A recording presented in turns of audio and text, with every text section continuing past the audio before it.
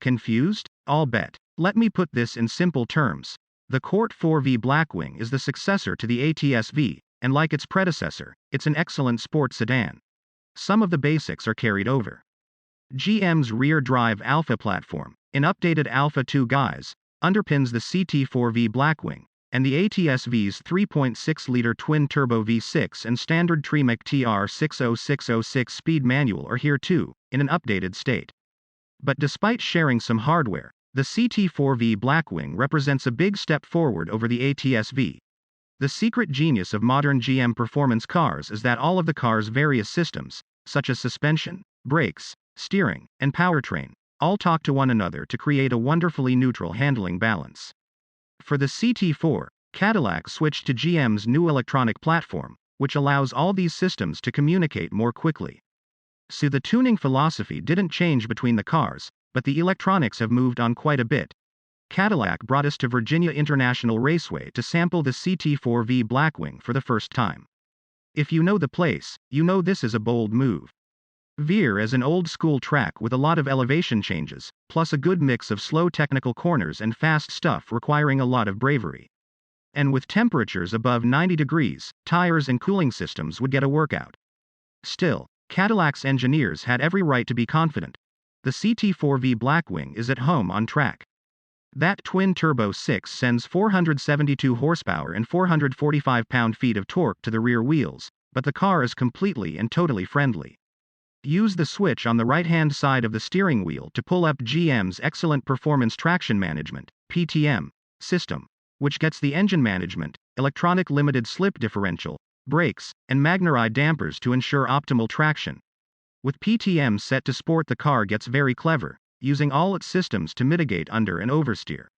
Race 1 and Race 2 modes only provide traction control on corner exit and are best used by experienced drivers. The latest iteration of Magnaride dampers use accelerometers instead of wheel position sensors to provide quicker responses. The shocks manage pitch and roll, and the result is a car that stays remarkably planted. There's a suppleness too, as you can wail over curbs with abandon without ever unsettling the car. But the systems aren't there to mask a flawed car. GM's Alpha platform has always been one of the best rear-drive architectures in the business. Here, it benefits from additional strengthening measures, notably a large shear panel connecting the front subframe to the rest of the chassis. And of course, it has a good old-fashioned manual transmission, too. The optional 10-speed automatic also represents a big step forward over its 8-speed predecessor. Unsurprisingly, it's faster around the track, and shifts are perfectly smooth. 10 ratios is too many to manage with paddle shifters, so it's best to leave the car in auto and let the clever algorithms figure out which ratio you need. It's never underfoot. It's hard to criticize the engine, but it's more effective than memorable. It sounds decent enough, there's hardly any turbo lag, and the torque curve is nice and broad, but there's not a lot of personality there. The engine gets titanium connecting rods in manual transmission CT4-V Blackwings, helping to improve throttle response a bit. But really, this car is all about the chassis. The balance and the grip are just lovely, and the car lets you know well in advance when it's going to slide. Still, you won't easily find the limits of the Michelin Pilot Sport 4S tires used here unless you either really know what you're doing, or really don't. Michelin developed a specific 4S for the CT4-V Blackwing, with a stiffer shoulder and some new compounds, and it is unsurprisingly fabulous. Even in our hot running, the tires stayed well within their ideal operating range lap after lap. Brakes are also excellent. Like the new Corvette, the CT4-V Blackwing uses an electronic brake booster which allows pedal feel to be tailored, and in the most aggressive track mode there's excellent bite right at the top of the pedal along with easy modulation. If you didn't know the car used a non-traditional brake pedal, you wouldn't guess. The e-boost system also compensates for brake fade, and the sensation of that is an extremely consistent pedal even as brakes are actually fading away. Don't worry. If the brakes are really gone, the car will go into a limp mode.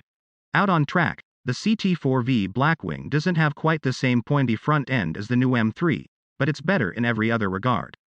You'd have to get a stopwatch out to see which is quickest, but the Cadillac is far more fun and communicative than the BMW. And, as previously stated, the manual in the Caddy is much sweeter than the M3's. Sadly, not all driving can take place on an exquisite road course like Veer. We took the CT4-V Blackwing beyond the Perimeter of the circuit. The roads around Veer aren't anything to write home about, but they did provide an opportunity to see what the CT4-V Blackwing is like to live with.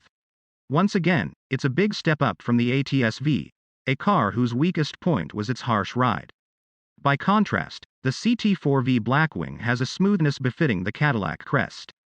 The split personality of the CT4-V Blackwing is remarkable, another area where it beats the new M3, which has a fairly stiff ride even in its comfort settings. Cadillac has also closed the gap in interior quality, with nicer materials throughout and a gauge cluster that doesn't look like it's shared with a rental Malibu.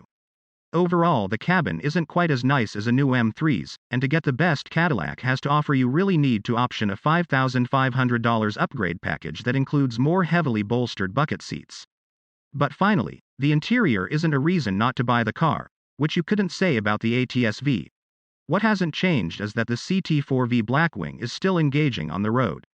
That's not always a given with cars so focused on track performance, but there's a lot to enjoy at reasonable speed here, especially if you opt for the manual. That said, I need a bit more time on better roads and in the city to render a verdict on the CT4-V Blackwing's off-track performance. Even from this one-day preview, it's clear to see the Cadillac CT4-V Blackwing is a supremely talented sports sedan. It's a big step forward from the ATS-V, which, make no mistake, was excellent. It's the sort of car you could drive to work every day, take for 1,000+ mile road trips, and run fast laps around your favorite road course, all with ease. And for a base price just over $60,000, with fully loaded automatic trans examples available for under $80,000, it's not even a bad value. Despite its general excellence, the ATS-V was not a strong seller, like most modern Cadillac sedans.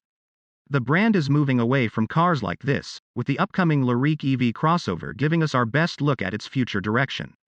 Cadillac engineers all insist that everything they learned from this car and its bigger brother, the CT5-V Blackwing, will go into its EVs, but this begins the end of an era.